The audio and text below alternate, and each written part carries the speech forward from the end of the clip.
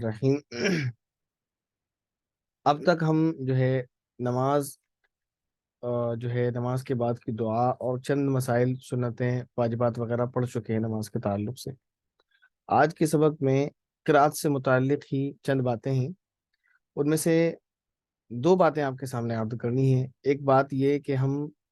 کسی بھی نماز میں کیا پڑھیں گے، اس کے لیے آپ کو بتا دیا ہے، فجر میں، ظہر میں، اور اسی طرح عصر اور عشاء میں اور مغرب میں قرآن کریم کی کون کون سی صورتوں کو پڑھا جاتا ہے۔ اس کے علاوہ ایک بات یہ یاد رکھنے کی ہے کہ کسی بھی نماز میں کوئی بھی صورت ایسی خاص نہیں ہے کہ اس کو ہی پڑھا جائے، اس کے علاوہ کو نہ پڑھا جائے، لیکن کچھ نمازیں ایسی ہیں جس میں نبی پاک صلی اللہ علیہ وسلم نے اکثر ان صورتوں کو پڑھا ہے، تو ان کے بارے میں آج ہم بات کریں گے۔ جیسے فجر سے پہلے کی 2 رکعت سنت ہیں، تو اس میں نبی پاک صلی اللہ علیہ وسلم کا اکثر معمول یہ تھا کہ آپ صلی اللہ علیہ وسلم پہلی رکعت میں قل یا ایھا الکافرون اور دوسری رکعت میں قل هو اللہ احد پڑھا کرتے تھے۔ تو اس نیت سے اگر کوئی فجر کی سنتوں میں پہلی رکعت میں قل یا ایھا الکافرون اور دوسری رکعت میں قل هو اللہ احد پڑھیں گی تو انشاءاللہ ثواب بھی زیادہ ہوگا، لیکن ہمیشہ نہ پڑھیں اس کو، ٹھیک ہے نا، اکثر پڑھ لیا کریں۔ اسی طرح مغرب کے بعد جو سنتیں ہیں 2 رکعت، اس میں بھی یہی ہے کہ پہلی رکعت میں قل یا ایھا الکافرون اور دوسری رکعت میں قل هو اللہ احد پڑھا جائے۔ اسی طرح نبی پاک صلی اللہ علیہ وسلم وطر کی نماز میں، جو 3 رکعت نماز ہے، اس میں الگ الگ صورتیں پڑھا کرتے تھے، لیکن اس میں اکثر جو آپ پڑھا کرتے تھے وہ پہلی رکعت میں سبح اسم ربک الاعلی،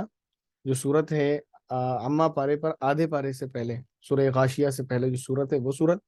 دوسری رکعت میں قل یا ایھا الکافرون، اور تیسری رکعت میں قل هو اللہ احد پڑھا کرتے تھے وطر میں، ٹھیک ہے نا۔ تو اس کو اس ارادے سے، اس نیت کے ساتھ کہ نبی پاک صلی اللہ علیہ وسلم اکثر پڑھا کرتے تھے، تو اگر پڑھ لیا جائے تو انشاءاللہ ثواب زیادہ ہوگا، لیکن ہمیشہ نہ پڑھیں، کبھی کبھی کوئی اور صورت بھی پڑھ لیا کریں۔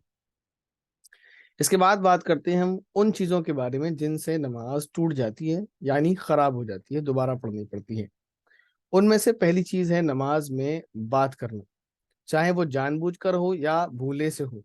جان بوجھ کر مثلا کوئی آیا گھر میں، اس سے ہم بات کرنے لگے، جان کر بول پڑے، تب بھی نماز ٹوٹ جائے گی۔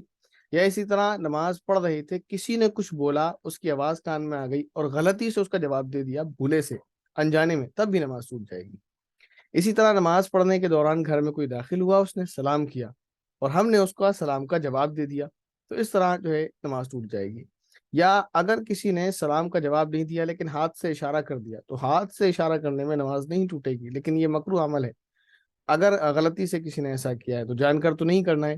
لیکن اگر سلام کا جواب زبان سے دیا ہے تو چاہے جان کر دیا ہو یا بھول کر دیا ہو، اس صورت میں نماز ٹوٹ جائے گی۔ اسی طرح آپ کے قریب میں کوئی کھڑا ہوا تھا، اس نے چھینکا، اس نے الحمدللہ کہا، اس کے جواب میں اگر آپ نے یرحمک اللہ یا یرحمک اللہ کہہ دیا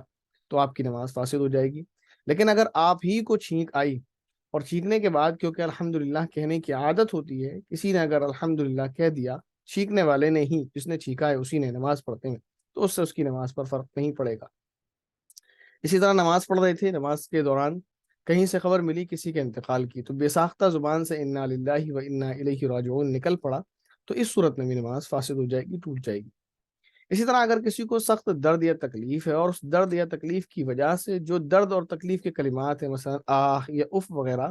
اس طرح کے کلمات اگر نماز میں ادا ہو جائیں گے تو نماز ٹوٹ جائے گی۔ درد اور تکلیف کی ایک نارمل آواز ہوتی ہے، وہ الگ ہے، اس سے مراد نہیں ہے یہاں جو درد میں کراہتا ہے آدمی زور زور سے، اس صورت کی بات ہے۔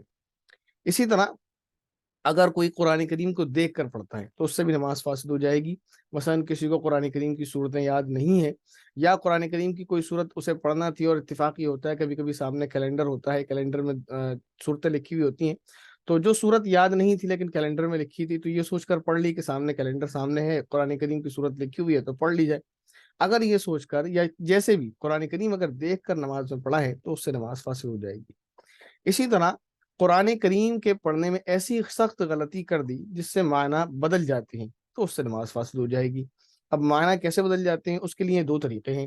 ایک تو یا تو اس کو پورا علم کو سیکھا جائے، جو مشکل کام ہے تھوڑا سا۔ دوسرا یہ کہ آپ کو اگر ایسا لگتا ہے کہ آپ نے نماز میں غلطی کی ہے، کچھ اور لکھا ہے قرآن میں، پڑھ کچھ اور دیا ہے، اس کا طریقہ یہ ہے کہ آپ جب آپ کو اندازہ ہو جائے کہ آپ نے غلط پڑھا ہے تو فوراً وہ کسی عالم کے ذریعے سے آپ تحقیق کر لیں کہ نماز میں یہ پڑھ لیا گیا ہے، اور نماز اس سے فاسد تو نہیں ہوئی ہے، معنی بدلے ہیں یا نہیں بدلے ہیں، نماز کا کیا حکم ہے، اور جب تک جواب نہیں آتا ہے تو پھر آپ احتیاطاً نماز پڑھ لیں۔ اگر ایسا ہوتا ہے کہ اسی وقت میں آپ نے میسج کیا کسی کو یا کال ملایا،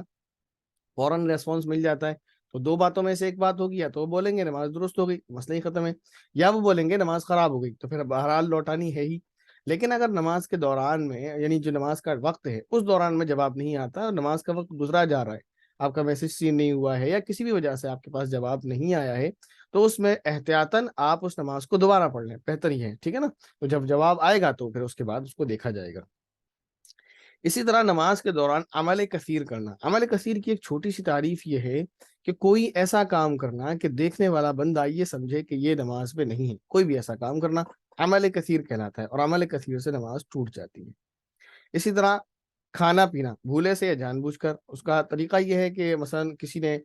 ویسے عام طور پر ایسا ہوتا نہیں، لیکن یہ مسئلہ ہے، کوئی انسان بھولے سے کھا بھی سکتا ہے، تو اگر کسی نے بھولے سے کوئی چیز نکال کر کھا لی یا ہاتھ میں تھی تو کھا لی، یا اسی طرح اس کے منہ کے اندر کوئی دانا تھا جو چنے کے دانے سے بڑا تھا، اس نے کھا لیا، تو اس سے نماز اس کی ٹوٹ جائے گی۔ اگر اس نے جو ہے نکالا، عام طور پر دانت میں کبھی پھنس جاتا ہے، نکالا، نکالنے کے بعد پھر کھا لیا، تو نماز اس کی ٹوٹ جائے گی۔ اسی طرح قبلے کی طرف سے کسی نے اپنا رخ پھیر لیا، سینہ اپنا قبلے کی طرف سے پھیر لیا، تو جیسے ہی سینہ قبلے رخ سے پھرے گا ویسے ہی نماز فاسد ہو جائے گی۔ اسی طرح اگر سطر کھل جانے کی حالت میں ایک رکن کے بقدر رکے رہیں تو پھر نماز فاسد ہو جائے گی۔ ایک رکن مثلا 3 مرتبہ سبحان اللہ کہنے کے بقدر اگر رکے رہے، اس دوران سطر کھلا رہا، جیسے میں نے آپ کو بتایا تھا کہ ہاتھ عام طور پر جو ہے خواتین کی جو آستینوں کا مسئلہ ہوتا ہے، تو اس میں اگر آستین جو ہے چوتھائی سے زیادہ یا چوتھائی کھل جاتی ہے اور 3 مرتبہ تسبیح پڑھنے کے بقدر کھلی رہتی ہے، تو پھر نماز فاسد ہو جائے گی۔ اسی طرح آپ نے پڑھا اور سنا ہوگا کہ نماز میں دعائیں مانگ سکتے ہیں، وہ جو قرآن یا حدیث میں موجود ہے، اسی وجہ سے ہم کہتے ہیں، اس کی وجہ یہ ہے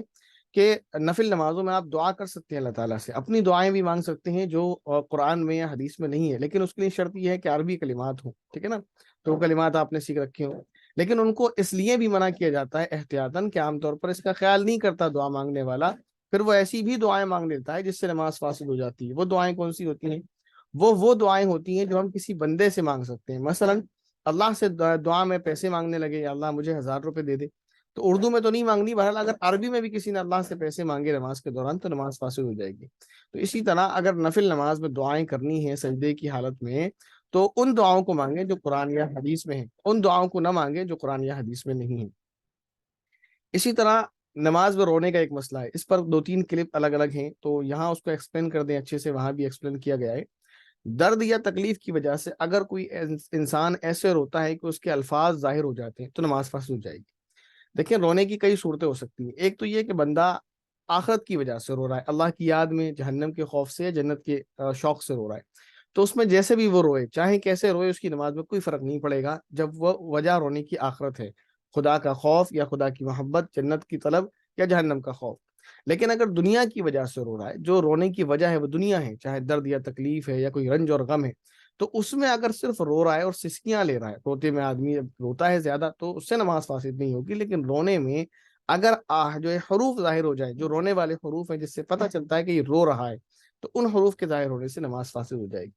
اسی طرح اگر کوئی بالغ ہے، بچے کا تو مسئلہ نہیں ہے، اور وہ نماز میں، رکوع سجدے والی نماز میں قہقہا لگا کر یعنی زور سے ہنستا ہے، تو اس کی نماز بھی ٹوٹ جائے گی اور وضو بھی ٹوٹ جائے گا، اور وضو کے بیان میں ہم پڑھ چکے ہیں۔ رکوع سجدے والی نماز اس لیے کہا کہ نماز جنازہ میں اگر کوئی قہقہا لگا کر ہنستا ہے تو اس سے اس کا وضو نہیں ٹوٹتا ہے، ٹھیک ہے نا؟ بہرحال نماز تو ٹوٹ ہی جائے گی۔ اس کے علاوہ اب بات کرتے ہیں مکروہات نماز، کیا وہ چیزیں ہیں جن سے نماز مکروہ ہو جاتی ہے، کیا کام ایسے کرنے؟ مثلا پہلا کام، نماز کے دوران اپنے کپڑے یا بدن سے کھیلنا، کوئی اپنے چہرے کو کھجا رہا ہے، اس طرح سے کر رہا ہے یا کچھ اور کر رہا ہے، یا اپنے کپڑے کو سمیٹ رہا ہے، تو پھر یہ جو ہے مکروہ ہے۔ اسی طرح اگر کسی نے سستی کی وجہ سے اور بے پرواہی کی وجہ سے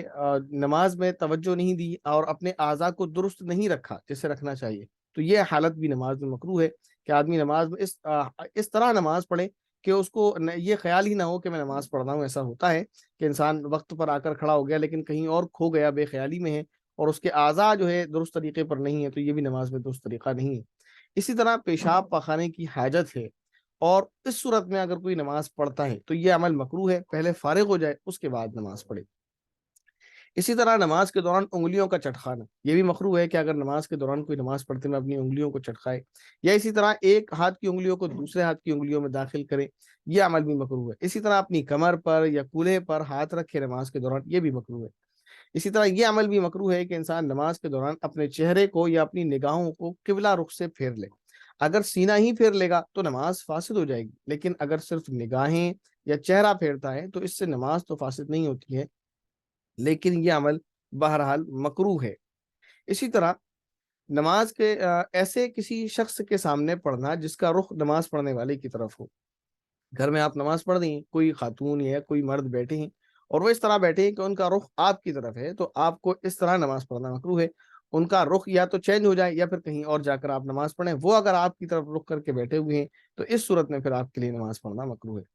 اسی طرح ہاتھ کے اشارے سے سلام کا جواب دینا مکروہ ہے، اور اگر زبان سے دے دیا تو پھر نماز ہی فاسد ہو جائے گی۔ اسی طرح بغیر کسی عذر کے، بغیر کسی تکلیف اور پریشانی کے پالتی مار کر بیٹھنا، چہار زانوں بیٹھنا اس کو بولتے ہیں، تو یہ عمل بھی مکروہ ہے۔ اگر کوئی عذر ہے، کوئی پریشانی ہے تو پھر مجبوری کی وجہ سے جائز ہے۔ اسی طرح قصدن سستی میں جمائی لینا جان بوجھ کر، یہ عمل مکروہ ہے۔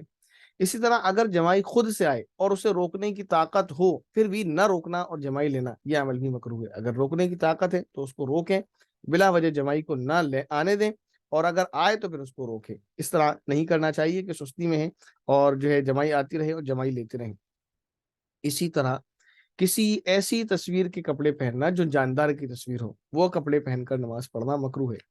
اسی طرح ایسی جگہ پر نماز پڑھنا مکروہ ہے کہ نماز پڑھنے والے کے اوپر یا اس کے سامنے یا اس کے دائیں جانب یا اس کی بائیں جانب یا سجدے کی جگہ پر تصویر ہو، ٹھیک ہے نا؟ تو ایسے کمرے میں نماز نہیں پڑھنا چاہیے جہاں سامنے تصویر ٹنگی ہوئی ہو۔ ویسے بھی گھر پر تصویر نہیں لٹکانی چاہیے، رحمت کے فرشتے اس سے دور جاتے ہیں، رحمت کے فرشتے ایسے گھروں میں نہیں آتے ہیں۔ لیکن پھر بھی اگر آپ کہیں ایسی جگہ پر ہیں، کسی ہوٹل میں ہیں مثلا، یا کسی رشتہ دار کے یہاں گئے ہوئے ہیں، تو آپ اس سے تصویر تو ہٹانے کو نہیں کہیں گے۔ تو خیال کریں ایسے کمرے میں نہ پڑیں جہاں تصویر ہو، یا اگر آپ اس سے کہہ سکتے ہیں ہٹانے کے لیے تو بہت اچھی بات ہے، اس کو بالکل ہٹانے کی تلقین کر دیں گے اور اچھی بات ہے۔ لیکن یا تو یہ کریں آپ روم چینج کر لیں، یا پھر یہ کہ اس تصویر پر جب تک آپ نماز پڑھ رہے ہیں کوئی کپڑا وغیرہ ڈال لیں اور پھر اس کے بعد نماز پڑھیں۔ اسی طرح نماز میں یہ عمل بھی مکروہ ہے کہ آیتوں کو یا صورتوں کو یا تسبیحات وغیرہ کو گنا جائے انگلیوں پر۔ مثلا صلاۃ التسبیح ایک نماز ہے جو عورتیں مرد سبھی پڑھتے ہیں، اس میں عمل یہ ہوتا ہے کہ کسی رکن میں 15 مرتبہ، کسی رکن میں 10 مرتبہ وہ جو کلمہ ہے جس کو تیسرا کلمہ کہتے ہیں وہ پڑھنا ہوتا ہے۔ تو اسے کاؤنٹ کرنے کے لیے لوگ انگلیوں پر شمار کرتے ہیں، گنتے ہیں، انگلیاں بند کرتے ہیں، انگلیوں پر کاؤنٹ کرتے ہیں، تو یہ عمل مکروہ ہے۔ انگلیوں پر کاؤنٹ نہ کریں، اسے گنے نہ، ہاں خیال کر لیں بس، اسے ہلکے سے اور اس کا دھیان رکھتے ہوئے پڑھیں کہ 15 ہو گئے ہیں یا 10، لیکن انگلیوں پر بہرحال شمار نہ کریں کہ اس طرح آپ ہاتھ نکال لیں اور انگلیوں پر شمار کرنا شروع کر دیں۔ اسی طرح نماز پڑھتے وقت کسی بھی چادر یا کپڑے کو اس طرح سخت طریقے سے لپیٹ لینا کہ آپ کے ہاتھ اس میں سے ایک دم جب نکالنا چاہیں تو نہ نکل سکے، تو یہ کپڑے کو اس طرح لپیٹنا کیا ہے؟ منع ہے۔ اسی طرح نماز میں انگڑائی میں اور سستی لینا یہ مکروہ عمل ہے، اس طرح نہیں کرنا چاہیے۔ سستی اتارنا نماز میں یہ مکروہ عمل ہے۔ اسی طرح مکروہ عمل میں سے آخری عمل ہے سنت کے خلاف نماز میں کوئی بھی کام کرنا، یہ مکروہ ہے۔ یعنی نماز کو سنت طریقے کے مطابق پڑھیں، اگر سنت طریقے کے مطابق کوئی بھی کام نہیں کرتے، مثلا سنت کے مطابق قرات نہیں کی، رکوع نہیں کیا، سجدہ نہیں کیا، یا کوئی بھی عمل سنت طریقے کے مطابق نہیں کیا، تو پھر یہ عمل نماز میں مکروہ ہے۔ اس کے بعد بیان ہے وطر کی نماز کا، نماز وطر جس کے تعلق سے بھی ہم نے آپ کو بتایا کہ نبی پاک صلی اللہ علیہ وسلم وطر کی نماز میں پہلی رکعت میں سبح اسم ربک الاعلی، دوسری رکعت میں قل یا ایھا الکافرون، تیسری رکعت میں قل هو اللہ احد پڑھا کرتے تھے۔ ہمارے جو کچھ بھائی بہن ہیں جو اپنے آپ کو اہل حدیث کہتے ہیں، تو اختلافی بات نہیں کرنی، لیکن ایک بات آپ کو سمجھانی ہے، سمجھ آ جائے اس لیے کہ وہ تو بات الگ ہے کہ وہ ایک رکعت پڑھتے ہیں، 3 پڑھنا چاہیے یا کس طریقے سے پڑھنا چاہیے، ان کا پڑھنے کا طریقہ بھی الگ ہے۔ بہرحال یہ ہے کہ ان کا اپنا مسئلہ ہے، اختلافی بات نہیں کرنی، لیکن ایک چیز سمجھانا ہے یہاں بھی، اگر ہم سمجھیں کہ حدیث میں ہمیں یہ ملتا ہے کہ نبی پاک صلی اللہ علیہ وسلم پہلی رکعت میں سورہ سبح اسم ربک الاعلی، دوسری رکعت میں قل یا ایھا الکافرون، تیسری رکعت میں قل هو اللہ احد پڑھا کرتے تھے، تو اس سے بھی صرف ہمیں یہ پتہ چل جاتا ہے کہ اللہ کے نبی 3 رکعت پڑھتے تھے اور 3 رکعت ایک سلام سے ہی پڑھا کرتے تھے۔ بہرحال ان کا جو طریقہ اس کی بات نہیں کرنی۔ تو وطر کی جو نماز ہے اس کا طریقہ یہ ہے، وطر کی نماز پہلے سمجھے واجب ہے، بلا عذر اس کا چھوڑ دینا گناہ ہے، اور اگر کسی سے چھوٹ جائے تو پھر اس کی قضا واجب ہے، قضا کرنی ہوگی، اور اس کا جو وقت ہے وہ آپ کو بتا دیا، عشاء کی نماز کے بعد سے اس کا وقت شروع ہو جاتا ہے۔ اس کا طریقہ یہ ہے کہ آپ جیسے مغرب کی نماز پڑھتے ہیں تو پہلی رکعت تو ویسے ہی پڑھیں گے، یعنی ثنا پڑھیں گے، اعوذ باللہ، بسم اللہ، سورہ فاتحہ، اس کے بعد سورت، پھر ایک رکعت کمپلیٹ، پھر دوسری رکعت کمپلیٹ۔ تیسری رکعت میں آپ جب قرات وغیرہ کر لیں گے تو اس کے بعد رکوع میں جانے سے پہلے اللہ اکبر کہہ کر دونوں ہاتھ اٹھانا ہے کاندھوں تک، اور اس کے بعد دوبارہ باندھ لینا ہے، اور اس کے بعد دعائے قنوت پڑھنا ہے۔ اگر دعائے قنوت یاد ہو تو دعائے قنوت پڑھیں، اور اگر دعائے قنوت یاد نہ ہو تو اس کو یاد کرنے کی کوشش کریں، اور تب تک قرآن کریم کی آیت ربنا آتنا فی الدنیا حسنہ وفی الآخرۃ حسنۃ وقنا عذاب النار، یا اس طرح کی کوئی اور دعا آپ اس وقت تک پڑھ لیں، لیکن بہتر یہی ہے کہ آپ دعائے قنوت یاد کریں۔ اس کے بعد ہے، یہ تو ہو گئی وطر نماز جو واجب ہے۔ اس کے بعد بات کرتے ہیں کچھ نمازیں دن اور رات میں سنت نفل ہیں، ان کا بیان۔ تو جو دن میں جو رکعتیں سنت مؤکدہ ہیں وہ کل 12 رکعتیں ہیں۔ 2 رکعت فجر کی نماز سے پہلے، جن کو فجر کی 2 سنتیں کہتے ہیں، 4 رکعت ظہر کی نماز سے پہلے، 2 رکعت ظہر کی نماز کے بعد، یہ 2 پہلے فجر میں ہو گئی، 6 یہ 2 8 ہو گئی کل، اور 2 رکعت مغرب کے بعد 10 ہو گئی، اور 2 رکعت عشاء کی نماز کے بعد، یہ کل 12 رکعتیں ہیں جو سنت مؤکدہ ہیں پورے 12 مہینے میں۔ اس کے علاوہ رمضان میں 20 رکعت تراویح سنت مؤکدہ ہے، مرد اور عورت ہر ایک کو پڑھنا ہے۔ اس میں جو ہے بہنیں ہماری کوتاہی کرتی ہیں، بعض مرتبہ بہنوں کو پتہ بھی نہیں ہوتا ہے، بھائیوں کو بھی ٹھیک سے نہیں پتہ ہے کہ بہنوں پر بھی جو ہے نماز تراویح جو ہے سنت مؤکدہ ان کے اوپر لازم ہے کہ وہ پڑھیں، ٹھیک ہے نا؟ تو اس کو، جس کو اس بات کا علم نہ ہو تو ان کو بتائیں کہ پورے 12 مہینے میں دن بھر میں تو 12 رکعت سنت مؤکدہ ہیں، اور رمضان میں 20 رکعت تراویح سنت مؤکدہ ہیں۔ اب بات کرتے ہیں نمازیں سنت غیر مؤکدہ، وہ کون سی نمازیں ہیں؟ تو 4 رکعت عصر کی نماز سے پہلے، یہ جو ہے سنت غیر مؤکدہ ہیں۔ اسی طرح عشاء کی نماز سے پہلے، عشاء کی سنت مؤکدہ کے بعد، سوری، عشاء کی نماز سے پہلے تو ہے ہی، وہ نفل نماز ہے۔ عشاء کی نماز، عشاء کی سنت مؤکدہ کے بعد 2 رکعت ہیں، یہ آپ پڑھیں گے، سنت غیر مؤکدہ ہیں۔ اسی طرح مغرب کی سنت مؤکدہ پڑھنے کے بعد 6 رکعتیں جو ہے پڑھی جا سکتی ہیں، بعض 2 پڑھتے ہیں، 4 پڑھتے ہیں، 6 رکعتیں سنت غیر مؤکدہ ہیں۔ اور جمعہ کی نماز کے بعد سنت مؤکدہ کے بعد 2 رکعتیں، اور تحیت الوضو، یہ نماز سنت غیر مؤکدہ ہے، اس کو نفل بھی کہہ لیتے ہیں۔ سنت غیر مؤکدہ اور نفل کے بارے میں آپ کو پہلے ہی بتا چکا ہوں، بس تھوڑا سا فرق ہے جو آپ کو ان اصطلاحات میں بتا دیا تھا۔ تحیت المسجد کی 2 رکعتیں، نماز چاشت کی 4 یا 8 رکعتیں، نماز وطر کے بعد 2 رکعتیں، نماز تہجد کی 4 یا 6 یا 8 رکعتیں، یعنی جو بھی آپ پڑھنا چاہیں۔ اسی طرح صلاۃ التسبیح، نماز استخارہ، نماز توبہ، نماز حاجت وغیرہ، یہ تمام نمازیں سنت غیر مؤکدہ ہیں۔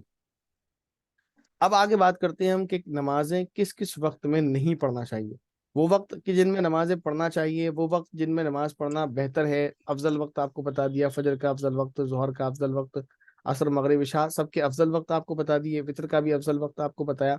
اب یہاں بات کرتے ہیں وہ کون سے وقت ہیں جن میں نماز پڑھنا منع ہے۔ تو یاد رکھیں، دن اور رات میں کل 5 وقت ایسے ہیں جس میں نماز پڑھنا منع ہے، جن میں سے 2 وقت ایسے ہیں جس میں کوئی بھی نماز نہیں پڑھ سکتے، اور 3 وقت ایسے ہیں کہ اس میں کچھ نمازیں پڑھ سکتے ہیں، کچھ نہیں پڑھ سکتے۔ تو کون سے وقت ہیں؟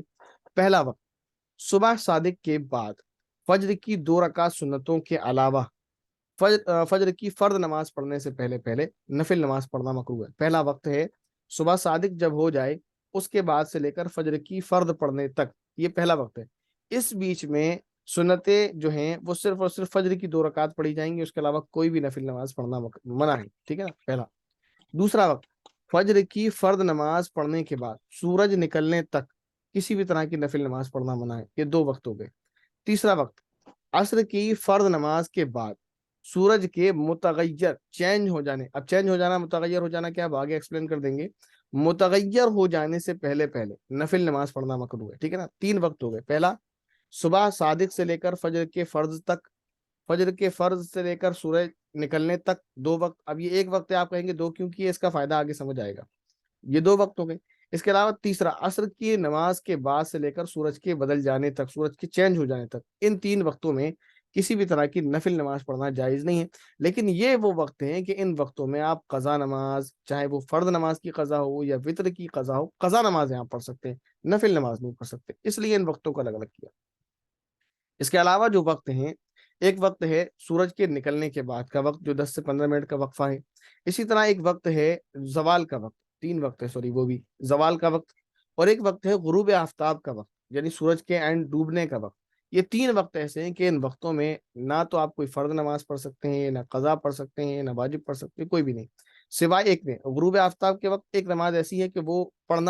پڑھی جا سکتی ہے۔ کب؟ وہ کون سی ہے؟ کسی نے اگر عصر کی نماز نہیں پڑھی ہے، مثلا آج ہی کی، اور کسی وجہ سے نہیں پڑھی، تاخیر ہو گئی اور وقت نکلتا جا رہا ہے، تو سورج کے بدلنے کے بعد سورج غروب ہونے کی حالت کے قریب پہنچا ہوا ہے، اس وقت بھی اس کو عصر کی نماز پڑھ لینا چاہیے، تاخیر نہیں کرنا چاہیے، قضا نہیں کرنا چاہیے، ٹھیک ہے نا؟ ہاں بالکل، اگر وقت اس کا داخل ہو گیا، سورج غروب ہو گیا ہے، تو عین غروب سورج آفتاب کا وقت ہے، تو اس وقت نہ پڑھیں۔ سورج کے متغیر ہو جانے کے بعد بھی اگر عصر کی نماز جو ہے پڑھنے کا موقع مل جاتا ہے تو پڑھ لینا چاہیے۔ اسی طرح مرد حضرات کے لیے ایک مسئلہ ہے کہ خطبے کا جو وقت ہو وہ اس وقت میں سنت نفل نماز وغیرہ نہیں پڑھنا چاہیے۔ اب سورج کے متغیر ہو جانا بدل جانے سے کیا مراد ہے؟ سورج کا یعنی آپ جو کہہ لیں سورج کی جو ٹکیا ہے اس پر آپ کی نظریں ٹھہرنے لگیں، اس کی جو چمک ہے وہ ختم ہو جائے، تو آپ یہ سمجھیں کہ سورج متغیر ہو گیا۔ اس وقت کے بعد جب تک سورج میں چمک ہے تب تک تو آپ عصر کی نماز کے بعد قضا وغیرہ نمازیں پڑھ لیں، لیکن جب وہ متغیر ہو چکا ہے اور اس کی چمک ختم ہو گئی تو اس کے بعد اب آپ کو کوئی بھی نماز نہیں پڑھنا ہے۔ ہاں، اس دن کی عصر کی نماز جو ہے، اس دن کی عصر کی نماز، وہ نماز آپ پڑھ سکتے ہیں۔ اس کے علاوہ ابھی ہم نے بات کی تھی کہ نماز تراویح یہ جو ہے سنت موقدہ ہیں، تو مرد عورت ہر ایک پر 20 رکعت تراویح رمضان میں سنت موقدہ ہیں، اور اس کا وقت جو ہے وہ عشاء کی نماز کے بعد سے لے کر فجر کے وقت تک ہے۔ نماز وطر سے پہلے پہلے تراویح پڑھنا چاہیے، بہتر ہے، لیکن اگر کسی نے وطر کی نماز پہلے پڑھ لی اور تراویح بعد میں پڑھے تو یہ بھی جائز ہے، کیونکہ تراویح کا وقت ہے، لیکن بہتر یہ ہے کہ وطر کو بعد میں پڑھے، تراویح کو پہلے پڑھے۔ اسی طرح بعض مرتبہ ایسا ہوتا ہے گھر کے مرد حضرات کسی وجہ سے کام میں گھر کے لگے رہنے کی وجہ سے لیٹ ہو جاتے ہیں، تراویح کی رکعتیں چھوٹ جاتی ہیں، تو اب وہ امام صاحب کے ساتھ وطر پڑھ لیں جماعت کے ساتھ، اور باقی چھوٹی ہوئی رکعتیں وہ گھر آ کر یا مسجد میں جیسے چاہیں جو ہے وطر تراویح کی باقی رکعتیں پڑھ لیں۔ نماز تراویح کا طریقہ یہ ہے کہ 20 رکعت نماز آپ کو پڑھنا ہے 10 سلاموں کے ساتھ، دو دو رکعت کر کے، دو رکعت پڑھیں گے، سلام پھیر دیں، پھر 2 رکعت پڑھیں، سلام پھیر دیں۔ ہر 4 رکعت کے بعد یعنی 2 رکعت کی تو ایک سلام کے ساتھ 2 رکعتیں پڑھنا ہے، 2 رکعت ہو جاتی ہیں۔ 2 رکعت کے بعد ایک ترویحہ مکمل ہوتا ہے، ٹھیک ہے نا؟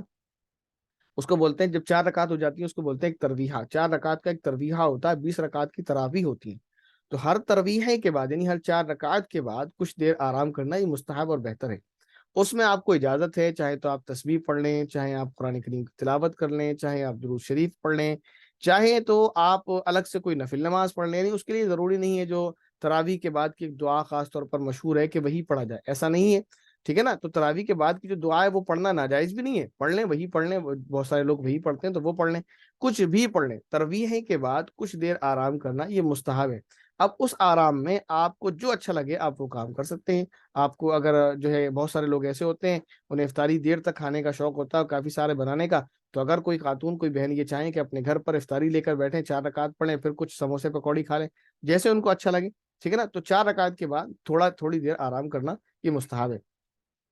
اسی طرح اگر کوئی بہن حافظ قرآن ہے تو ان کے لیے بہتر یہ ہے کہ وہ تراویح میں مکمل قرآن کریم پڑھیں، لیکن عورتوں کی جو ہے تنہا جماعت یعنی صرف عورتیں ہوں تو یہ مکروہ ہے احناف کے نزدیک، اس لیے جماعت سے نماز نہ ہو۔ بہرحال کوئی حافظ قرآن اگر ہیں تو وہ یہ کریں کہ خود پورا قرآن کریم دہرا لیں، یہ جو ہے قرآن کریم تراویح میں ایک مرتبہ پڑھنا جو ہے سنت ہے، ٹھیک ہے نا؟ تو لیکن اگر حافظ نہیں ہے جیسے کہ اکثر ہیں، اکثر جو ہے حالات یہی ہیں، عورتوں کی کیا کہنا، مردوں کا بھی، تو پھر اس میں یہ ہے کہ جو صورتیں آپ کو یاد ہیں ان صورتوں کے ساتھ آپ نماز تراویح پڑھیں، لیکن بہرحال یہ کہ نماز تراویح پڑھنا مرد اور عورت ہر ایک پر جو ہے سنت موقدہ ہے، ہر حال میں نماز تراویح کو پڑھنا چاہیے۔ آج کے سبق میں آپ کے سامنے یہ چند باتیں تھیں، تو سبق سے متعلق یا جو بھی سوال آپ کے ذہن میں ہے تو وہ کر لیں انشاءاللہ، پھر اس کے بعد کلاس کو کمپلیٹ کر دیا جائے گا۔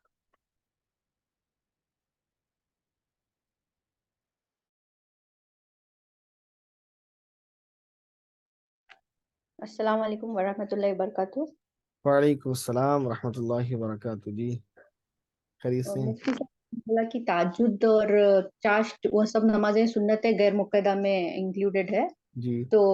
میں اب تک نفل کی نیت کر کے پڑھ رہی تھی وہ نہیں لوگ تو کوئی نہیں، نمازیں۔ نفل ہے، نفل ہے، میں آپ کو شاید آپ نے وہ سبق اس ٹائم تھی نہیں جہاں آپ کو بتایا کہ سنت غیر موقدہ اور نفل میں کوئی فرق نہیں ہے، آپ کچھ بھی نیت کر سکتے ہیں، ٹھیک ہے نا؟ اور میں بتاؤں آپ کو، نیت میں تو اگر آپ سنت موقدہ کو بھی نفل کی نیت سے پڑھ لیں گے تب بھی نماز ہو جائے گی، ٹھیک ہے نا؟ کوئی مسئلہ نہیں ہے، اصل میں نیت کا جو مسئلہ ہے وہ فرضوں کے ساتھ خاص ہے، کہ فرض کی نیت کریں اور فرض کو متعین کریں، ٹھیک ہے نا، اگر نیت تک کی بات ہے تو۔ اور رہا غیر موقدہ اور نفل، تو غیر موقدہ اور نفل دونوں ایک ہی چیز ہیں، اس میں تھوڑا سا فرق ہے، جسے 19-20 کا فرق کہتے ہیں، وہ یہ